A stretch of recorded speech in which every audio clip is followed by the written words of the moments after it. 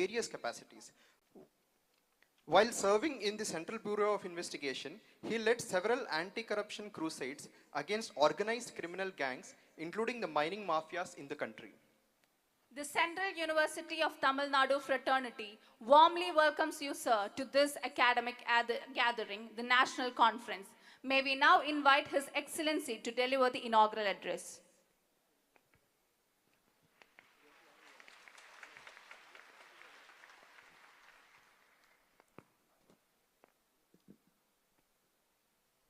Dr. Subhash Sarkar, our Minister for State, who is present here virtually, Thiru Professor M. Krishnan, Vice Chancellor and the host of this event, 2 days workshop, Thiru Atul Kothari, Dr. Asirvadam Achari, Professor P. Kanak Sabhapati, Professor Sulochana Sekhar, Padma Shri Professor A.P. Dash, former Vice Chancellor of this university, Dr. P.S. Velmurugan, Professor S. Nagarajan,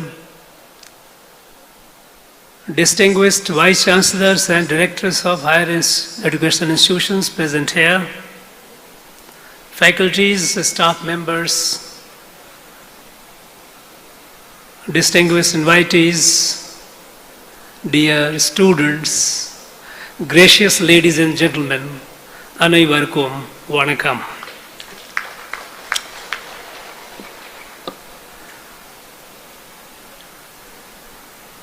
This 2-day conclave on the on preparing the action plan for faster and smoother implementation of the National Education Policy 2020. Needless to say, it is very, very timely, very, very relevant.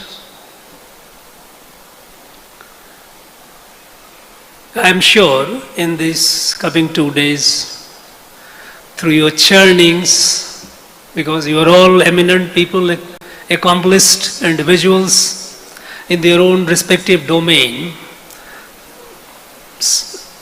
a lot of good ideas, a lot of good actionable ideas would come, which will be helpful to the governments, state and the union, and the educational institutions and the educationists in moving ahead in implementing the policy in the right spirit. Now, you being all accomplished individuals, academicians, what is there for me to tell you?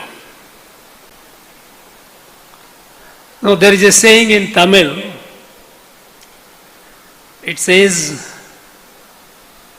Minaku Nichal Katrukodu Kanuma. Do you teach fish to swim? No. You know what to do. All that I am here to share with you, the spirit behind this policy. Because if the spirit is not understood, often policies are lost in the letters. I have seen, being part of government for almost more than 4.5 decades, at the political level, policies are decided, are taken with certain visions, certain ideas. It is framed in the language which is largely intelligible to the bureaucracy, because they are the one who have to implement it. So the vision, the political vision or the policy vision is drafted in a language which is intelligible to the bureaucracy, and thereafter it is reduced to the letter and the spirit is lost. Invariably it happens. And it is happening even today. with a very, very diligent Prime Minister who is pushing it day in, day out, is able to correct the course from major deviations, but it has an entropy, it reduces the pace. So, what appears to me and which I would like to share with you is the spirit behind why this NEP 2020 came about. We have known about, we have heard that there was some policy in 48, 50, early 50s, then there was 68, then there was the mid 80s. So at a certain periodicity we have education policies. Is it one such policy? I'm afraid it is not. You know, friends, 2014 is a watershed period, time in the history of independent India.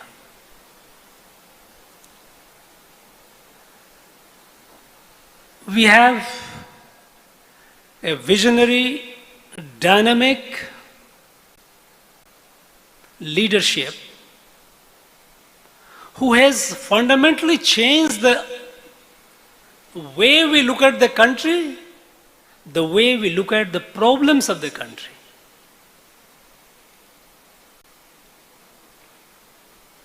It is not an education reform. It is a revolutionary transformation.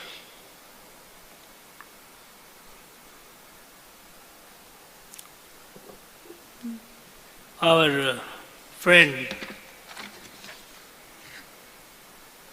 Atul Kothari ji mentioned, he asked a question, please raise the hand.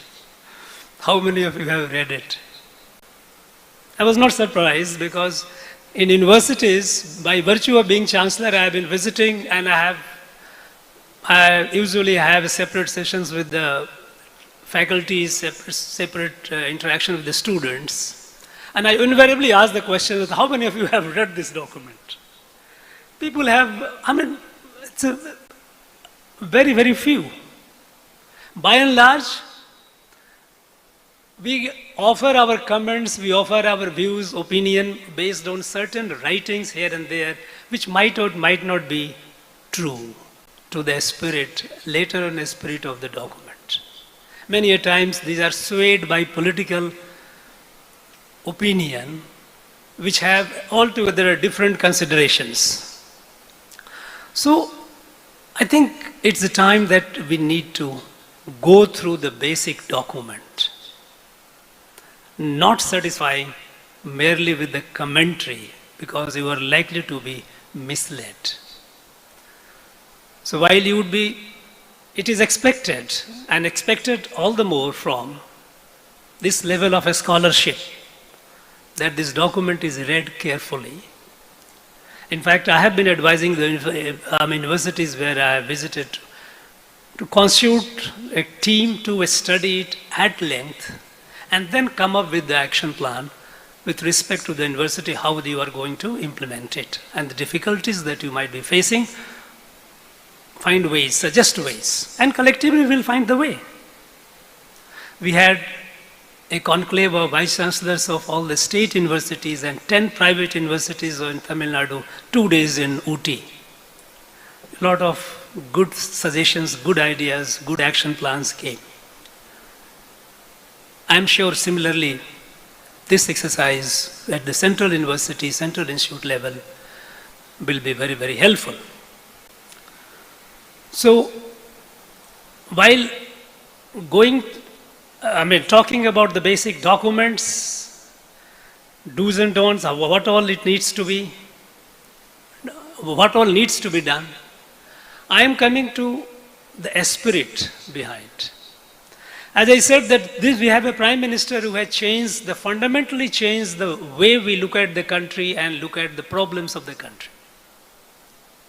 You know, prior to 2014, this country, India, was looked at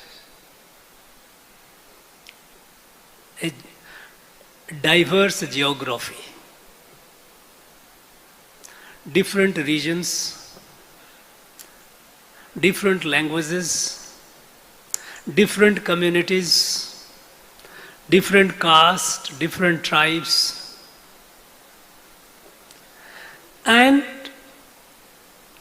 since we began looking at this country in terms of diversities as differences, and differences were paying dividends, the differences continued multiplying.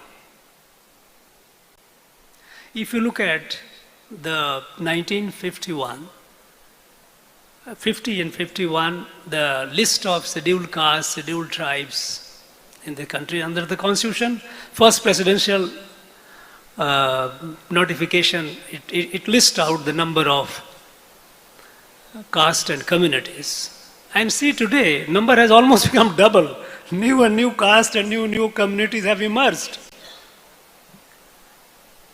I mean, if you start looking diversity as difference, vividita as bhinnata, so then we are responsible for where we brought the country today. This country is not just an aggregation of different geographies. Looking at country India as one organic entity.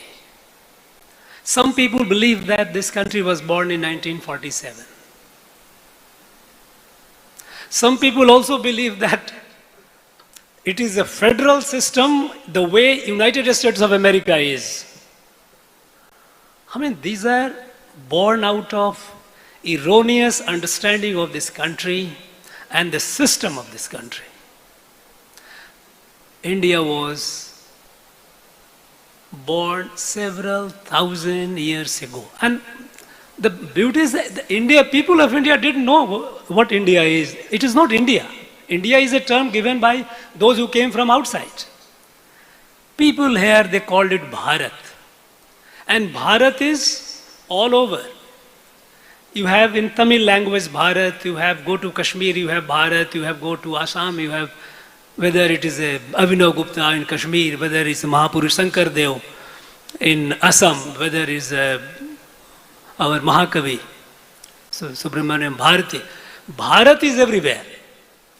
But when you say India, it is not the right explanation or right definition or right description of this country. And that is why Article 1 of the Constitution says India, to make it easy and perhaps to provoke the people to think about it, India, that is Bharat. Now, before 2014, this country was looked at as India. It is now that we have started looking at it as Bharat. And when we say Bharat, we know what it is. Since ancient times, long, thousands of years back. It is, when in our ancient Puranas, when we say that, which defines the geographic extent of Bharat, Uttaram yat samudrasya himadrishya dakshinam varsham tad bharatam nama bharati yatra santati. North of ocean and south of the ice-capped Himalayas is the land called Bharat, and its children are Bharati. In everyday rites and rituals in our houses, be it at Kanyakumari, be it Kashmir, be it Kutch, be it Kamrup, when we do various, pujas, be it birth of a child, house warming, new house has been constructed, or a Bhumi Pujan, all auspicious occasion when a puja is done, we invoke all the gods, goddesses. We invoke Panchabhuta. And two of these Panchabhuta are territorial in nature, earth and water. Akash, no. Vayu, no. Agni, no. But water and earth are territorial. And whenever we invoke water, God water, what do we say? We invoke the rivers right from Sindhu to Kaveri. We invoke, we say, let all the rivers be present here. So, right from Indus, which is Ladakh, and Kaveri is Tamil Nadu, all are brought. When we talk about, when we worship the land, the earth, this particular earth where the Bhumi Pujan is being held is not this place in isolation, but it is a part of a larger Aryavarta Bharat Khand. Every day, knowingly, unknowingly, in our subconscious, Bharat lives. I have seen in the tribal areas of Northeast, tribes whom British told us that they are different people, nothing to do with you. They have been telling about the stories of Ramayana. There is a Karbi Ramayana, there is a Mishing Ramayana, there is a Mizo Ramayana. Where did they get this? There is a community in Arunachal Pradesh, Idu Mismi community, otherwise called tribes, supposed to be very backward. I had a very startling revelation when I used to visit those areas. I found the people telling the tales of Rukmini. Rukmini was from there. And they tell the story in very poignant detail. How Krishna came, fought Rukmi when her brother wanted to marry her off to somebody.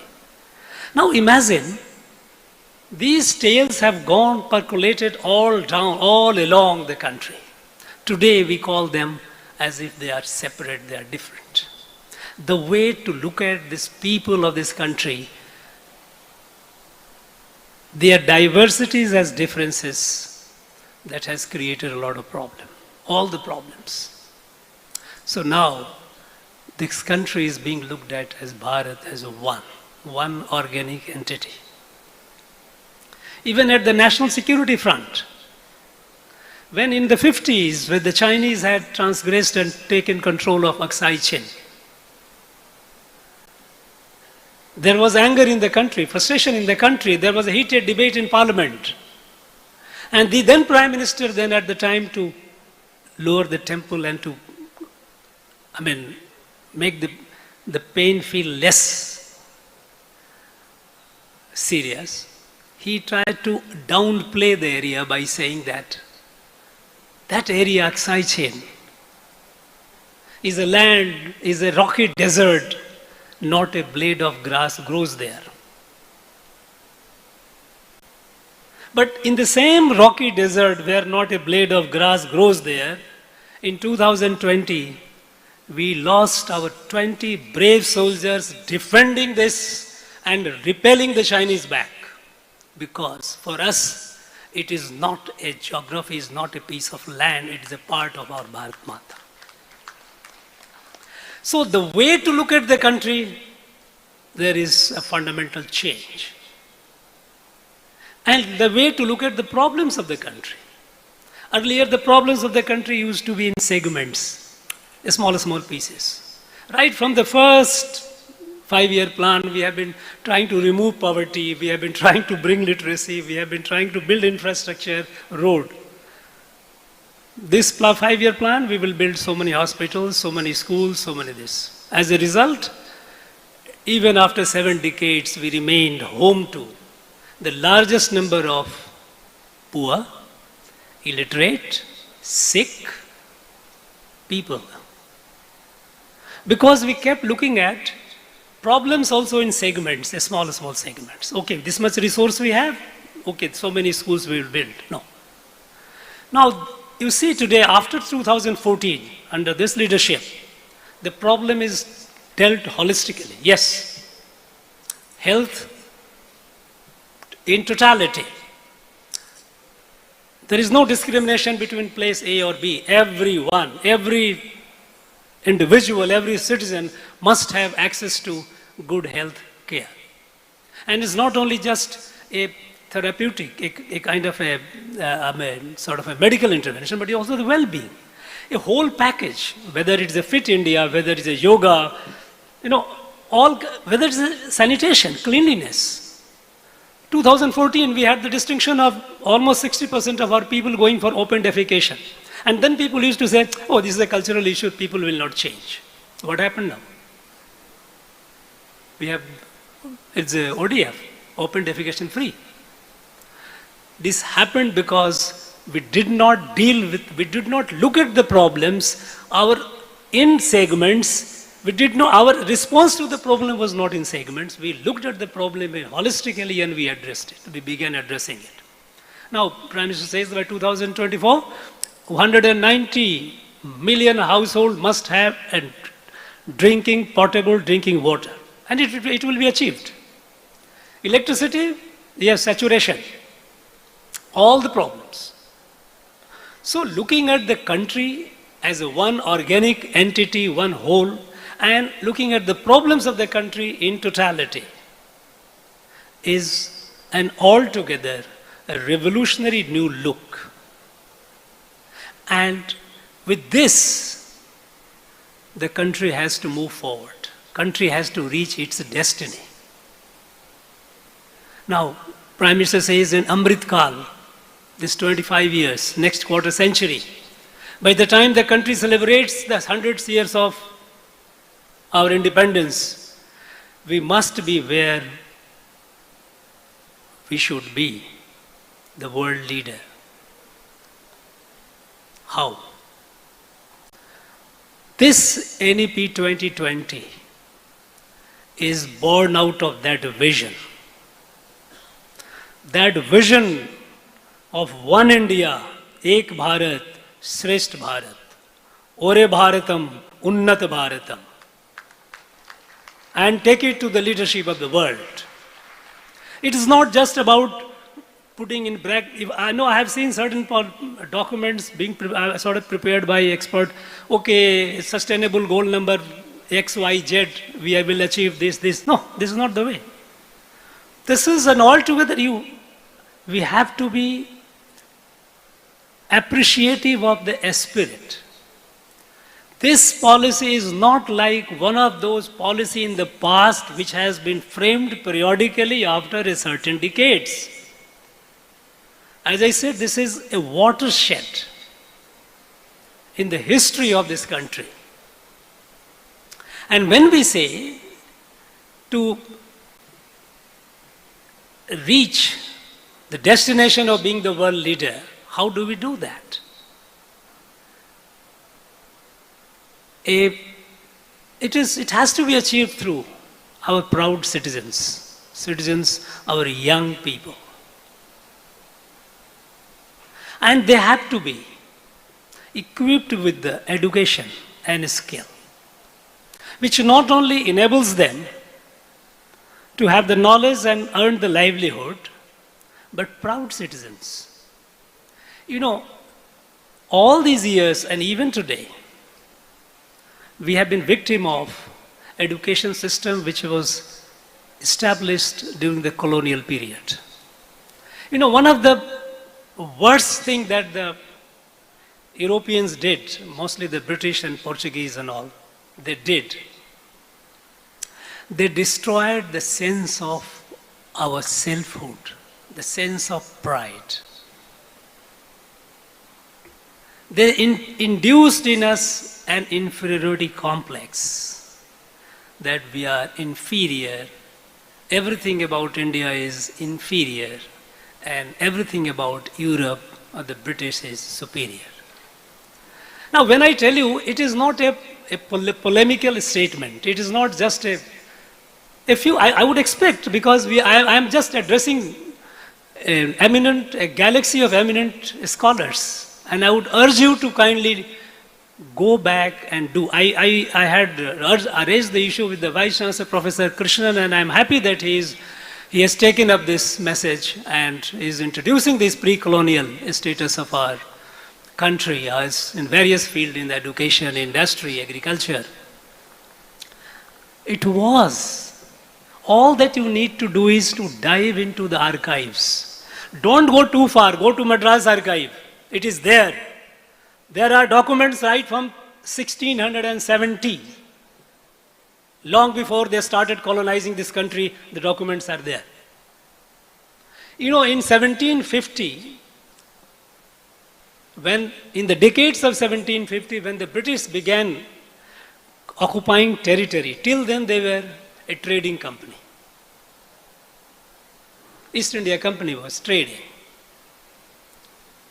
But in the decade of 1750s, they tasted the blood and occupied Bengal. At the time, 1750, the industrial production of India and China together accounted for 73% of the global industrial production, 73%. And in that, nearly 40% was India's. There was no America, there was no Europe. I am 70-50.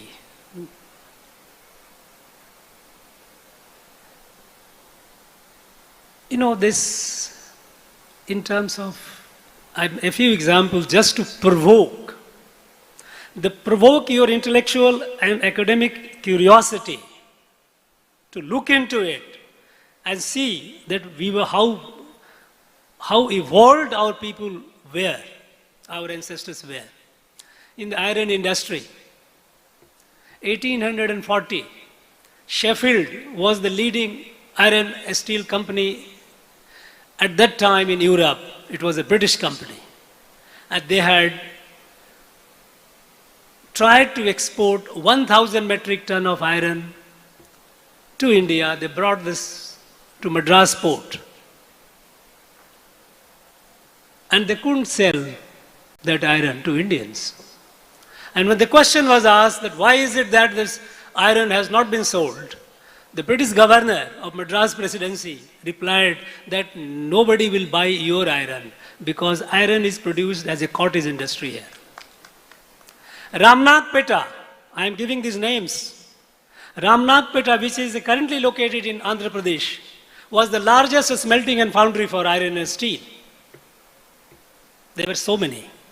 And not only that, quality of iron was better than the iron produced by the Sheffield.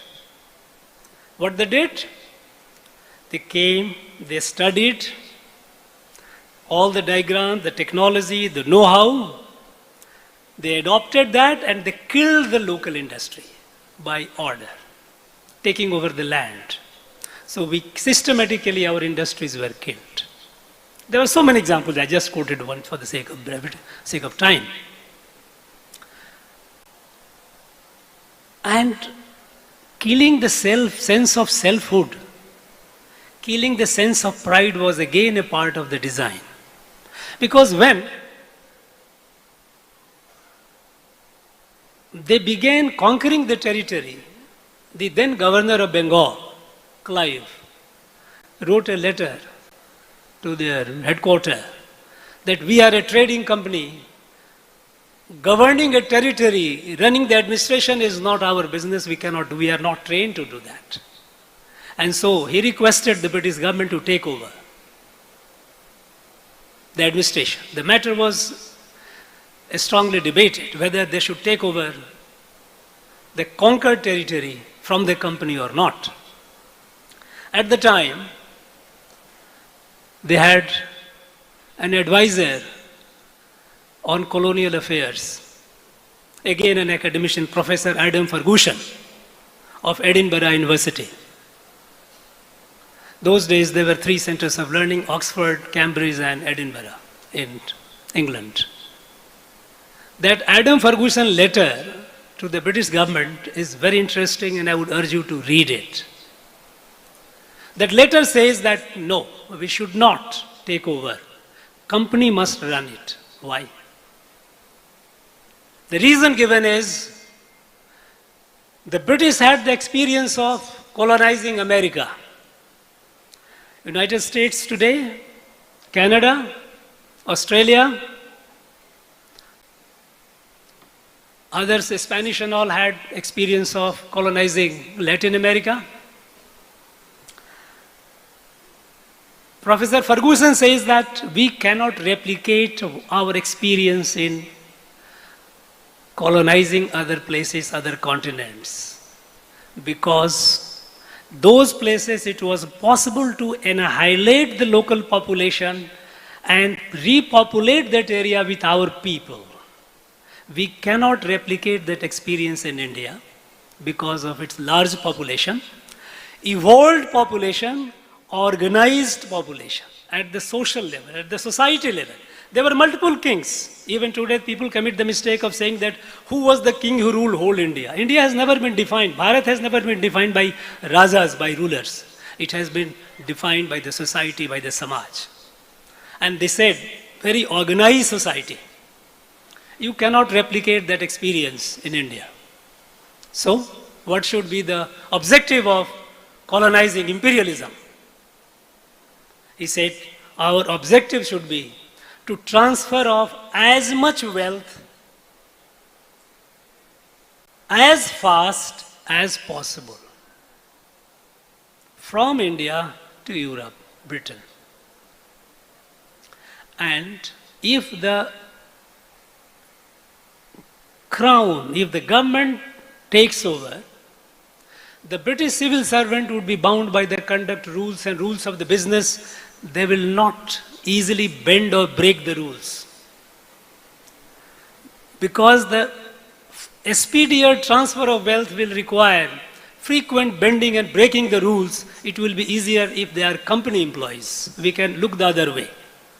It was a matter of design. Then it was decided, okay, let the company continue. And the British started directing the company from behind. Since it was clear in their mind right from the beginning that they cannot replicate America and Canada and Australia in India, so how to make this empire durable as long as possible over people who are evolved, highly civilized, intellectually evolved, industrially developed. You can kill the industry. What about the intellectual wealth? And then they decided to, by design, to do all those things which will undermine the self-confidence of the people of India. The first thing that they did was, one of the first thing I should say, in the latest part of 18th century, about 1795, they commissioned James Mill. Many of you might have heard the name of John Stuart Mill. He was his father, a missionary. They commissioned James Mill to write a history of India. And he, over a period of 7 years, compiled 5 volumes of history of India. And in that history of India, they just deliberately projected everything in India everything was ugly, insane, bad. There in one of the volumes they write, Indians have the qualities akin to eunuchs.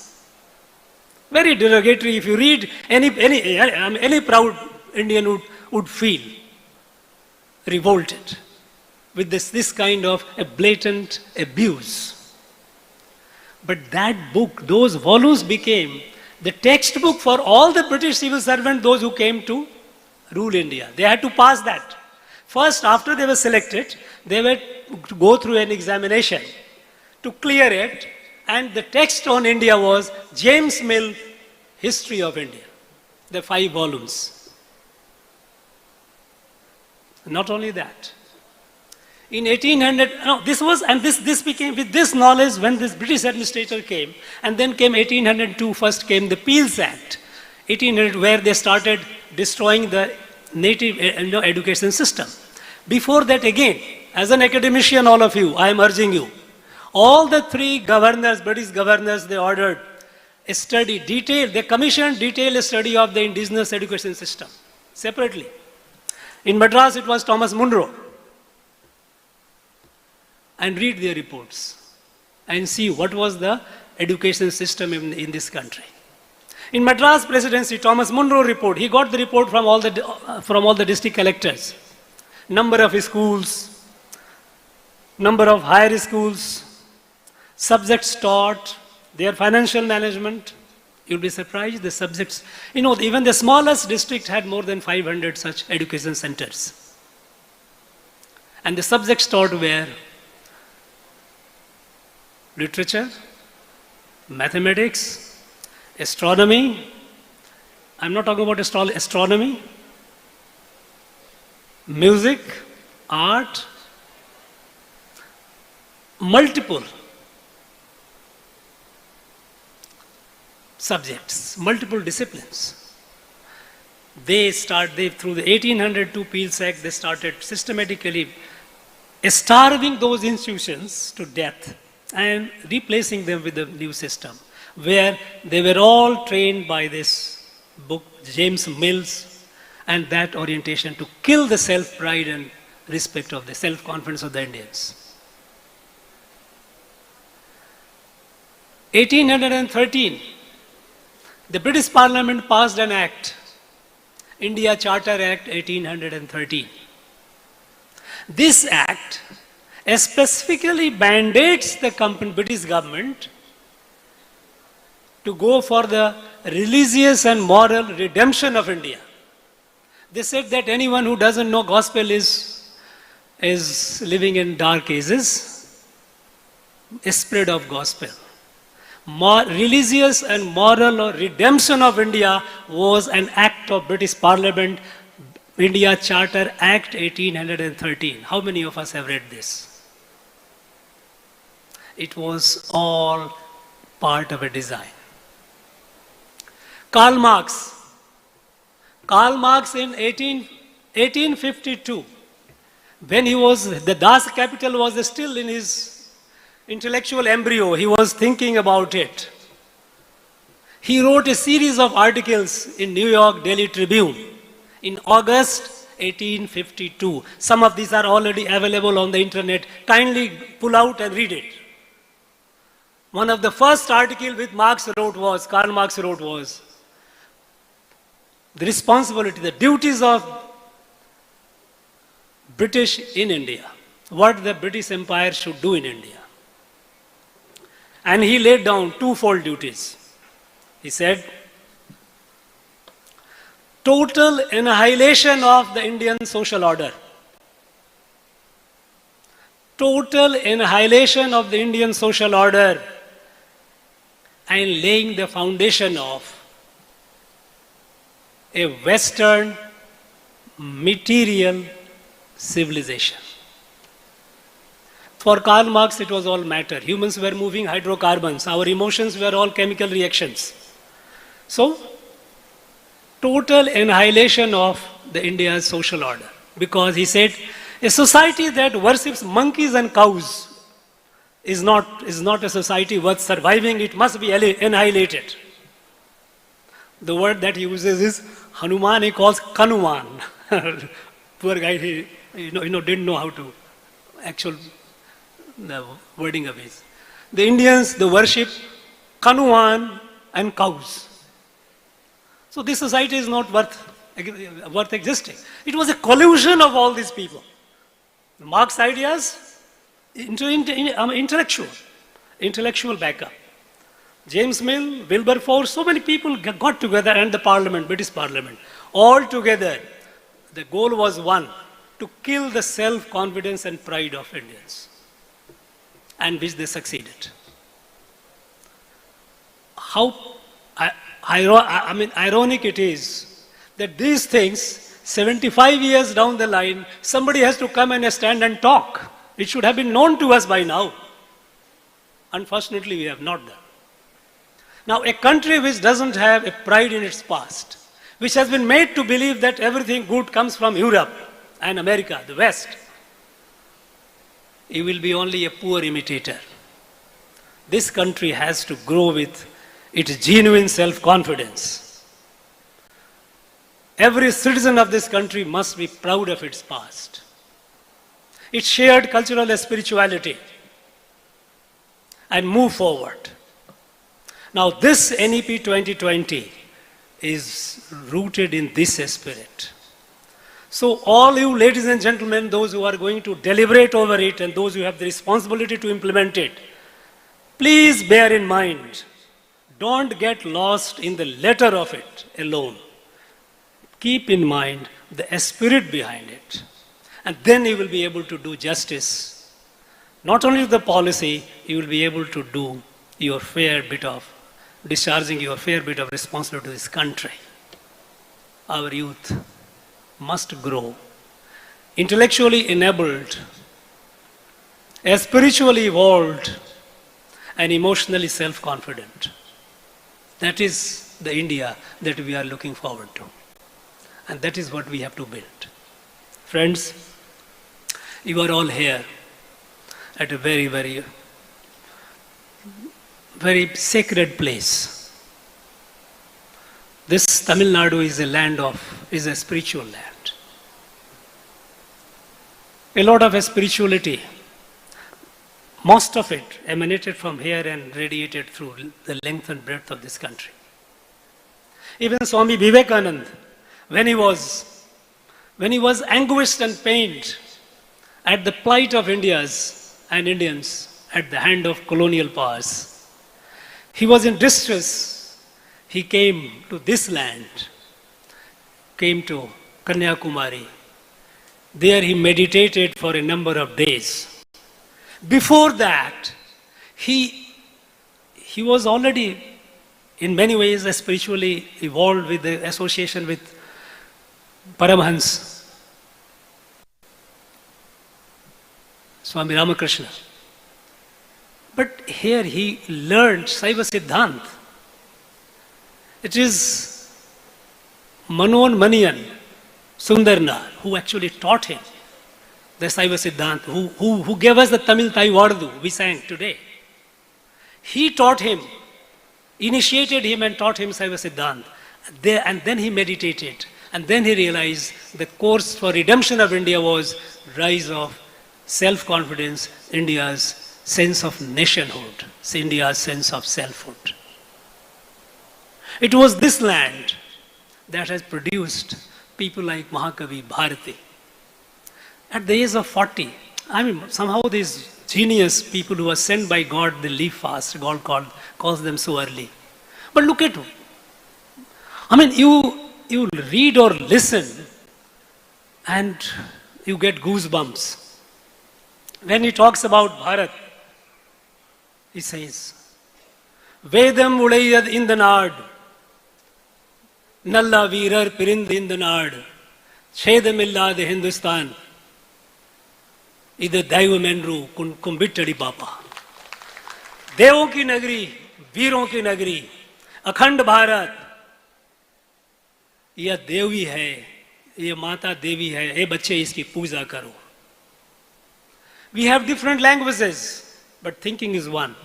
When Mahakavi says, Bharat Mata, Seppu Modi Padinetodiyar, Enil Chintanai Ondrudiyar. She speaks 18 languages, but thinking is one. This has come from this land. And those of you who have come from outside, I would urge you to find some time to visit the places, ancient, living for 2,000 years. Because this place still, they were able to manage, they didn't suffer that much of onslaught the way other parts of the country did. They did suffer a lot. They have suffered a lot. They carry their scar, but still the institutions are alive for 2,000 years plus. So visit the place, have a pleasant stay, memorable stay, and I wish you all very, very productive 2 days conference. Thank you very much. Nandri. Thank you very much, His Excellency, for your esteemed presence and for inspiring us with your deep thoughts on the rich cultural insights of our nation, Bharat. CUTN family is indeed proud and happy to have you with us today. Now, we welcome our respected Dr. Vel Murugan PS, convener Convergence 2022, an ardent scholar of commerce and a Fulbright fellow to deliver the vote of thanks. Sir,